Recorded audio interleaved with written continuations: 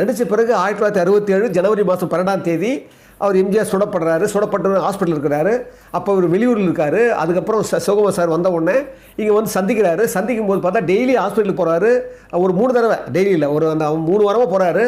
அந்த நோட்லேயே எழுதி வரணுமா, அவ்வளோ கூட்டமாக அது.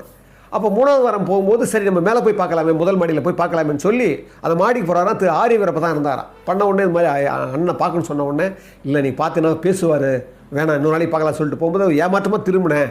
அப்புறமா என்ன சொன்னார் வீரப்ப அண்ணா, என்ன சொன்னார், பரவாயில்ல நீ எங்கே தொலைவிருந்து பார்த்துட்டு போ சிவகுமார்னு சொல்லி கூப்பிட்டாரு. நான் போய் போனால் 2 பேர் வாசலில் நின்றுட்டுருக்குறாங்க. அந்த நேரத்தில் பார்த்தீங்கன்னா சில அமைச்சர் எம்எல்ஏக்கள்லாம் வந்து போகிறாங்க, அரசியல் சார்ந்தவங்க. என்னை பார்த்துட்டாரு, சிவகுமார் தானே நீ அப்படின்னாரு.